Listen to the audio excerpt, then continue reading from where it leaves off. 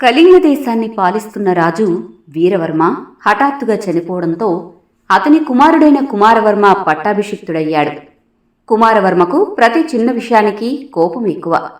అతని కోపానికి మనుషులే కాదు, పక్షులు జంతువులు కూడా బలైపోతుండేవి. ఒకసారి కుమారవర్మ ఉద్యానవనంలో నుంచి రాజప్రాసాదానికి తిరిగి వస్తుండగా అతని కాలు పొరపాటున పాము తోకపై పడింది. ఆ పాము బుసలు కొడుతూ కుమారవర్మను కాటువేయబోయింది. త్రుటిలో తప్పించుకున్నాడు. ఆ వెంటనే భటుల చేత ఆ పామును చంపించాడు. అక్కడితో ఆగక రాజ్యంలో ఉన్న పాము జాతిని నాశనం చేయమని భటులను ఆజ్ఞాపించాడు. వేల కొద్దీ పాములను చంపి కుమారవర్మ ముందు ఉంచారు భటులు. మరో రోజు కుమారవర్మ తెల్లవారుజామున హాయిగా నిద్రపోతుండగా కాకులు గోల చేయడం ప్రారంభించాయి.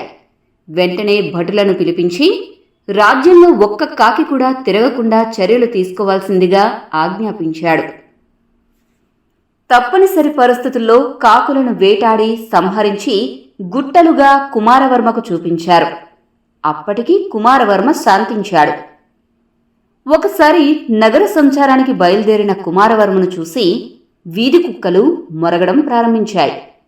తనను కించపరుస్తున్నాయనే కోపంతో రాజ్యంలో ఒక్క కుక్క కూడా తిరగకుండా వాటిని సంహరించాలని భటులను ఆజ్ఞాపించాడు. కుక్కల వేట కూడా పూర్తయింది. కుమారవర్మ మూర్ఖత్వపు ఆలోచనలకు భయపడి ప్రజలు కూడా విపరీతంగా భయపడిపోయేవారు. వేసవికాలం ఉక్కపోత కారణంగా పౌరులందరూ ఆరుబయట నిద్రపోతుండేవారు. ఇది గమనించిన దొంగల ముఠా ఒకటి చక్కగా దొంగతనాలు చేయడం మొదలుపెట్టారు. తమకు రక్షణ కల్పించవలసిందిగా కుమారవర్మకు పౌరులు విజ్ఞప్తి చేశారు. దీంతో కుమారవర్మ రాత్రిపూట గస్తీకి భటులను నియమించాడు. వారి జీతభత్యాల భారం ఖజానాపై ఎక్కువ పడింది. వర్షాకాలంలో రాజ్యంలో అంటురోగాలు ప్రబలడం మొదలైంది. వైద్య సదుపాయాలు కలగజేస్తున్నా ఫలితం లేకపోయింది. ఆరోగ్యానికి అయ్యే ఖర్చుతో ఖజానా ఖాళీ అయింది. చలికాలం వచ్చింది. రైతులు పంటలను ఇళ్లకు చేర్చారు. పండిన పంటలో సగభాగం ఖజానాకు చెల్లించాలని హుకుం జారీ చేశాడు కుమారవర్మ.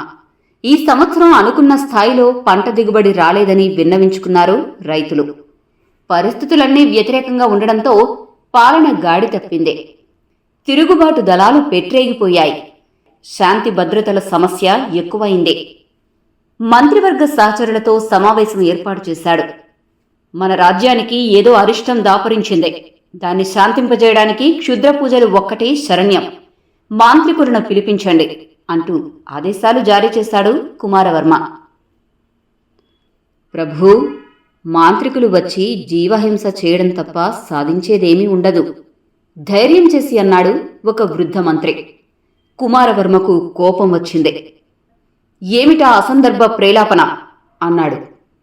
పరిస్థితులన్నీ అంచనా వేశాక మాత్రమే ఈ మాటలు అన్నాను. యథార్థవాది లోక విరోధి అన్నది సత్యం.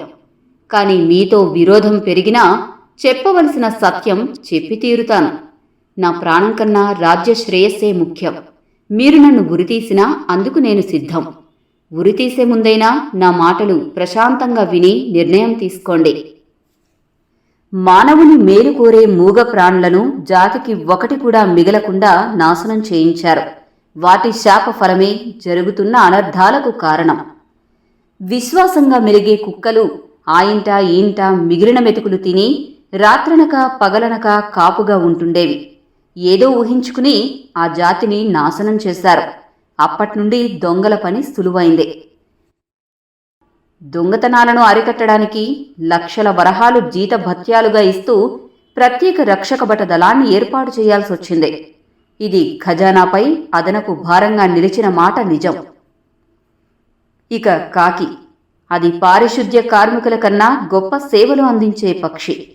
ఆహారంలో మిగిలిన వ్యర్థ పదార్థాల నుండి కుళ్ళిన కలేబరాల వరకు తిని పరిసరాలను శుభ్రంగా ఉంచే జాతిని మీకు నిద్రాభంగం కలిగిందని నాశనం చేశారు.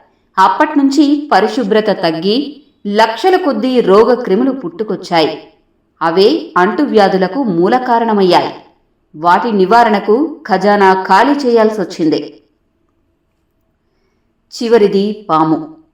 దాని జాతిని నాశనం చేయడంతో ఎలుకలు కుప్పలు తెప్పలుగా పెరిగి పంట పొలాల్లో చేరి అందివచ్చిన పంటను కొల్లగొట్టాయి. చెల్లించాల్సిన పన్నులు కూడా చెల్లించలేని దుస్థితిలోకి రైతులను నెట్టివేశాయి. పాములే బతికి ఉంటే ఎలుకల్ని ఆహారంగా తీసుకుని రైతుకు సాయపడేవి. తద్వారా రైతు రాజ్యాన్ని ఆదుకునేవాడు అంటూ వివరించాడు వృద్ధమంత్రి. ఇప్పుడు కుమారవర్మకు కోపం తగ్గింది. ఆలోచించడం మొదలుపెట్టాడు. అన్ని అనర్థాలకు మూలం తన కోపమేనని గుర్తించాడు. మనిషి మేలును కోరడంలో మూగప్రాణుల నిస్వార్థ సేవను తెలుసుకున్నాడు. రాజ్యంలో అంతరించిపోయిన పాము, కుక్క, కాకి జాతుల పెంపకానికి ప్రాధాన్యమిచ్చాడు. ఇప్పుడు రాజ్యం సుభిక్షంగా ఉంది. పర్యావరణ పరిరక్షణకు, అంతరించిపోతున్న జీవాలను సంరక్షించుకునే బాధ్యత అందరిపై ఉందన్న సత్యాన్ని తెలియజేసిన వృద్ధమంత్రికి సన్మానం చేసి కృతజ్ఞతలు చెప్పాడు కుమారవర్మ. తన కోపమే తన శత్రువు, తన శాంతమే తనకు రక్ష అని సుమతీ శతక పద్యం అందరూ వినే ఉంటారు. తన కోపాన్ని నియంత్రించుకోలేని కుమారవర్మ చేసిన మూర్ఖపు పనులకు రాజ్య ప్రజలంతా ఇక్కట్లకు గురయ్యారు. చివరికి రాజ్యంలో భద్రత లోపించి రాజ్యమే కష్టంలో పడింది. ఆయన అభాసు పాలయ్యాడు. ఈ కథలో మనం నేర్చుకోవాల్సిన ముఖ్య విషయం ఇది. ఇక మన తోటి ప్రాణుల పట్ల మనం బాధ్యతగా ఉండాలన్నది మనం మరవకూడని మరో విషయం. మనం సైన్స్లో చదువుకున్న ఆహారపు గొలుసు గుర్తుంది కదా. ఒక జీవి మరొక జీవిపై ఆహారం కొరకు ఆధారపడుతుందని చెప్పేదే ఆహారపు గొలుసు. దీనిలో ఏ జీవుల సంఖ్య తగ్గిపోయినా మొత్తం ప్రకృతే బ్యాలెన్స్ తప్పుతుంది. అందుకే మనమే కాదు, మన తోటి ప్రాణులు కూడా మనతో సమానంగా హాయిగా బతికేందుకు మనం కృషి చేయాలి.